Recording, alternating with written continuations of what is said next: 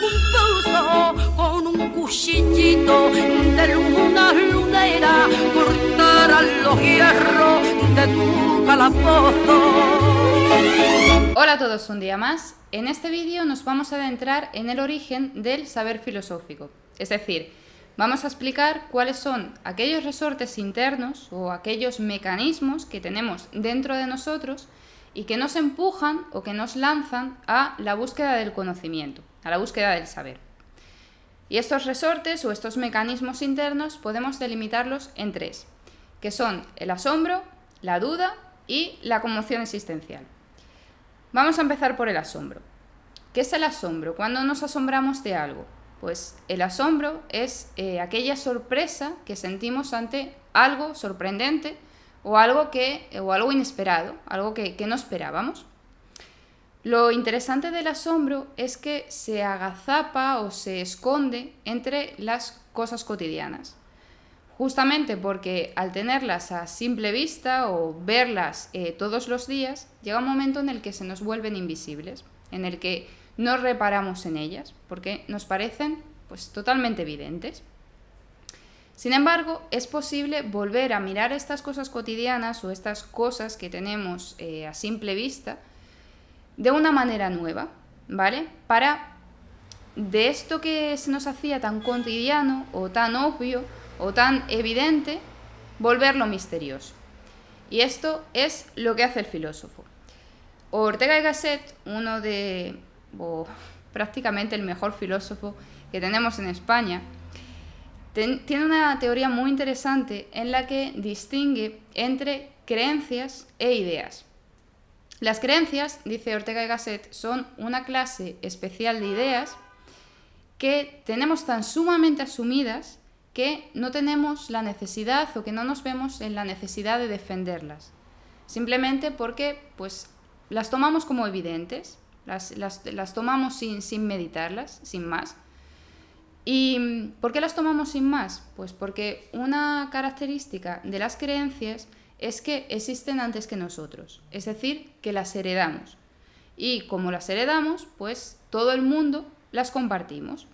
Es algo que no nos cuestionamos, que lo vemos obvio, que lo vemos como evidente, que vivimos con ellas, ¿vale?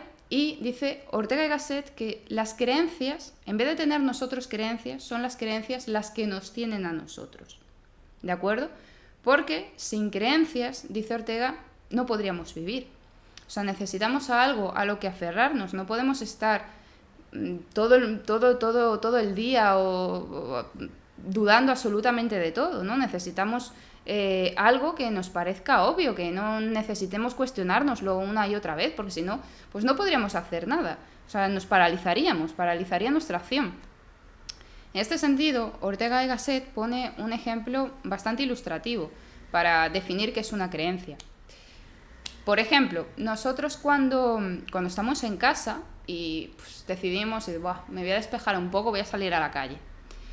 De decir de un momento para otro, voy a salir a la calle, ¿por qué lo hacemos? Pues porque no tenemos ninguna duda de que la calle va a estar en el mismo lugar en el que la dejamos la última vez que la recorrimos o que pasamos por ella, ¿vale? Tenemos la creencia de que la calle está fuera, de que vamos a abrir la puerta de nuestro portal o de nuestra casa y que va a estar la calle ahí. O sea, es obvio, es evidente. ¿Cómo nos vamos a cuestionar que no haya calle? Vale. Pero en el momento, dice Ortega, que estamos en casa y nos preguntamos, hostia, ¿la calle seguirá ahí donde la dejé? A ver si de repente voy a abrir la puerta de mi casa, la puerta del portal, y no va a haber calle. Va a haber ahí como una especie de vacío, una especie de nada, o me voy a encontrar en Marte. En el momento en el que dudamos de si la calle estará fuera, de si va a estar en el mismo lugar en que la dejamos la última vez que pasamos, nos paralizamos. Nos quedamos en casa hasta decir, tengo que resolver esta duda existencial de si la calle va a estar o no, porque si no, o sea, ¿qué pinto con salir? Y si en el caso de que no estuviese la calle, o sea, ¿qué hago con mi vida? ¿Dónde voy a comprar? ¿Dónde me reúno con mis amigos? O sea, menuda movida, ¿no? Que no estuviese la calle ahí fuera. Vale, pues en este momento en el que empezamos a dudar, y este es otro punto importante, esta palabra es importante, la duda, En el momento en el que dudamos de esas creencias que nos resultaban obvias, que dábamos por supuestas, que ni en ningún momento nos íbamos a plantear, en ese momento es cuando esas creencias que teníamos asumidas, que no nos cuestionábamos, que no necesitábamos defenderlas, se convierten en ideas, ¿vale? La duda es el tránsito o el puente entre esas creencias que no nos cuestionábamos, que asumíamos acríticamente, y las ideas, que estas sí necesitamos defenderlas, necesitamos pensar en ellas, ¿vale? Surgen de nuestra propia razón. Entonces, esto es la paranoia que hace el filósofo, es decir, ante eso que a los demás les resulta obvio o evidente, o que no necesitan cuestionárselo, o que no necesitan preguntar pues, acerca de esa realidad tan cotidiana, tan sumamente evidente, el filósofo duda de este saber hipotético que tiene todo el mundo, de esto que se asume así sin más, ¿vale? Por eso dice Aristóteles que el origen de la filosofía se encuentra en el asombro, ¿vale? En ese sorprenderse de aquello que el resto del mundo ve como lo más normal del mundo, o que les resulta evidente, o que les resulta obvio, o que no se lo cuestionan, ¿vale? El filósofo es aquel que se sorprende de eso, el que mira aquello que se nos aparece a simple vista como algo misterioso, ¿vale? Y en este sentido es interesante la teoría que defiende Freud sobre lo siniestro. Lo siniestro, dice Freud, que es aquello cotidiano que de repente se vuelve inquietante, ¿no? Como cuando, yo qué sé, eres en la clase el número tal, el número, ni siquiera vamos a poner como ejemplo el 13, el número 2, y de repente empiezas a ver números 2 por todo el lado. Vas a un hotel, te toca la habitación 2, conoces a un nuevo amigo y vive en el portal 2. Yo qué sé, tienes que ir a cualquier sitio y tienes que subir a la planta 2. Es el momento en el que algo tan cotidiano como es el número 2, que es sin más un número y ya está, se empieza a repetir. En ese momento se nos vuelve inquietante y dices, hostia, ¿qué está pasando? ¿Vale? Pues esto es lo que hace con el filósofo con aquello que parece cotidiano o obvio o normal al resto del mundo.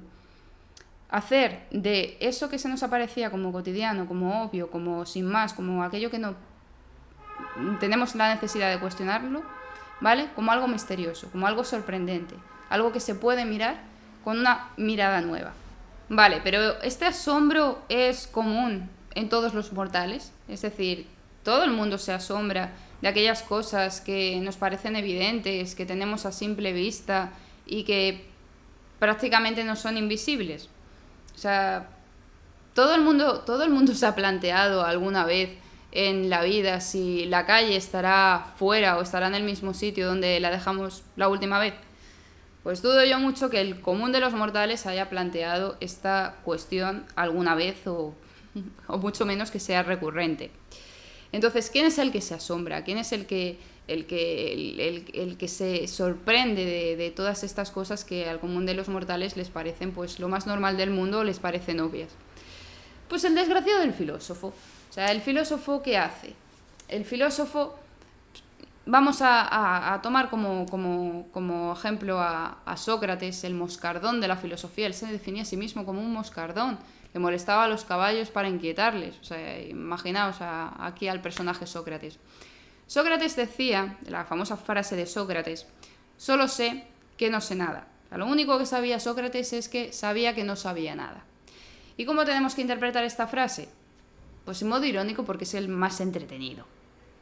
Con esto, al declarar que solo sé que no sé nada, Sócrates lo que estaba dando a entender es que no le satisfacía las creencias que el común de los mortales tenían pues acerca de cualquier tipo de cosa, cualquier tipo de saber. O sea, la creencia común acerca de lo que es la justicia, la creencia común acerca de lo que es la belleza, etc. Entonces, Sócrates decía, vamos a ver, vosotros que no os asombráis de nada, si no os asombráis de nada es porque lo tenéis que saber absolutamente todo, ¿no? O sea, solamente se asombra el que sabe que ignora muchas cosas y que además es consciente de su propia ignorancia. Entonces Sócrates, pues que le gustaba mucho pasear por la calle, en Atenas decía, ven para acá tú, que te crees tú muy sabio, te crees tú que lo sabes absolutamente todo, Y si sabes tanto acerca de cualquier tema, pues yo que no sé nada, te voy a plantear una serie de preguntas para que me las contestes. Y si tu respuesta me satisface, pues diré que, ole tú, eres un sabio. Lo que pasa es que Sócrates, como buen moscardón, empezaba a preguntar, y llegaba un momento en el que aquel que se sentía sabio, que se creía que lo sabía todo acerca de un tema en concreto, se hartaba de Sócrates y decía, mira, pa' ti la perra gorda, no sé responderte a todas estas preguntas que me estás planteando. Este es el momento en el que, dice Sócrates, podemos empezar a filosofar. En el momento en el que reconocemos nuestra propia ignorancia, que llegará una pregunta que no sepamos responder y asumimos, dices, mira, no sé qué contestarte a esto, Sócrates. Pues es en ese momento en el que, dice Sócrates, podemos empezar a hacer filosofía, podemos empezar a filosofar, ¿vale? Y Sócrates proponía como el mejor método de la filosofía, el mejor método pues para avanzar o para acercarnos un poquito más a la verdad, la mayéutica. La mayéutica es una palabra que proviene del griego y que, si la traducimos, significa experto en partos o el arte de la matrona. Y como os habéis quedado igual que estabais, pues ahora os explico más o menos en qué consiste esto. La mayéutica es una palabra que utiliza Sócrates, ¿vale? A modo de metáfora. Entonces, dice Sócrates, al igual que la matrona o la partera ayuda a las mujeres a dar a luz a sus hijos, el maestro, o sea, Sócrates, lo que hace es ayudar a sus discípulos o a sus pupilos o a sus estudiantes a parir ideas, es decir, a abandonar las creencias, ¿vale? Volvemos a Ortega, esas ideas que no teníamos la necesidad de preguntarnos o de defenderlas porque las teníamos tan asumidas que se nos parecían tan evidentes. Pues el maestro lo que ayuda al discípulo es abandonar estas creencias, llamémoslas prejuicios si queréis, ¿vale? Abandonar estos prejuicios para, a través de la duda, a través del diálogo, acercarse a las ideas, parir las verdaderas ideas que se acercan más a la realidad, ¿vale? Que no son evidentes, sino que necesitamos reflexionarlas, que necesitamos pensarlas y no solamente heredarlas o por tradición, ¿de acuerdo? Entonces, la mayéutica, el método de la mayéutica, que al fin y al cabo es un método de aprendizaje, ¿vale? La base de la mayéutica, o donde se asienta la mayéutica, es en el diálogo. Pero ojo, el diálogo que propone Sócrates no es un diálogo de el alumno no sabe, el maestro sí, el alumno le pregunta al maestro, oye, ¿esto cómo es? ¿Esto me puedes explicar esto que no tengo ni idea? Y el maestro le dice, mira, esto es así, así, así, así, y el discípulo se queda tan contento. No. El diálogo que propone Sócrates, digamos, es un diálogo en el que el maestro y el discípulo de alguna manera tienen el mismo papel. O sea, es una búsqueda del conocimiento conjunta, ¿vale? El maestro le pregunta al alumno pues una cuestión, el alumno da una respuesta y el maestro, por así decirlo, se la tumba. O le vuelve a hacer la misma pregunta pero con otro enfoque, de tal manera que el alumno tiene que dudar otra vez de la respuesta que ha dado. Es decir, que esa respuesta que el alumno estaba súper orgulloso de ella, digo, he respondido bien, el maestro, sin decirle que ha errado, lo que hace es volver a dar un giro a la pregunta, de tal manera que el alumno, esa respuesta que había dado previamente y de la que se sentía súper orgulloso, creyendo que había atinado, se vuelve una respuesta provisional, ¿vale? No se acerca todavía completamente a la verdad, sino que necesita de ese diálogo, de ese vuelvo a preguntar de nuevo, vuelvo a responder, sí, pero esto has tenido en cuenta esto, vuelvo a responder con otra respuesta, y a partir de este diálogo conjunto, ¿vale?, entre maestro y alumno, dice Sócrates, que nos podíamos acercar más a la verdad. Y de esta manera el alumno abandonaba aquellos prejuicios o aquellas creencias que tenía por asumidas o que le parecían evidentes, que le parecían obvias, y paría sus propias ideas, como si las ideas fuese un hijo que salía de su interior, dentro de sí, ¿vale? Porque, y aquí voy a citar una frase de Sabater que me gusta mucho. Dice Sabater que una cosa es saber después de haber pensado y discutido, Y otra muy distinta es adoptar los saberes que nadie discute para no tener que pensar. Esto es lo que propone Sócrates. Abandonar esos saberes que teníamos o esas creencias que teníamos porque así nos habían llegado por tradición o porque las compartía todo el mundo, porque las habíamos heredado, nos las habían transmitido, ¿vale? Para cuestionárnoslas, repensarlas, ¿vale? Y convertirlas en ideas. Y que esos nuevos saberes que alcanzamos nazcan de nosotros, de nuestra propia capacidad de pensar, de nuestra propia razón, ¿vale? Y que se conviertan, ahora sí, si queremos, en nuevas creencias, pero que por lo menos han surgido de una reflexión crítica, ¿vale? Que esto no quita que las creencias, aquellas creencias que han surgido de la reflexión crítica, ¿vale? Que sirven para una época determinada, la próxima generación no las vuelva a repensar, ¿vale? Y las convierta de nuevo en ideas y las vuelva a cuestionar para abandonar esas antiguas creencias y volver a plantear nuevas ideas, ¿vale? ¿Por qué? Pues simplemente porque las respuestas que damos son provisionales. A lo mejor nos sirven a nosotros, nos sirven a nuestra propia época, pero a la siguiente o a la siguiente generación no les satisfacen. Y es cuando la nueva generación vuelve a repensar esas creencias transmitidas para convertirlas en ideas. Bueno, como veo que me estoy enrollando otra vez como las persianas y no quiero volver a hacer un vídeo de media hora porque entre otras cosas tarda un huevo a subir en YouTube y además hay una mosca por aquí que me está poniendo negra, vamos a pasar al último punto, al último resorte o al último mecanismo interior que nos lanza o nos empuja hacia el conocimiento, hacia la búsqueda del saber.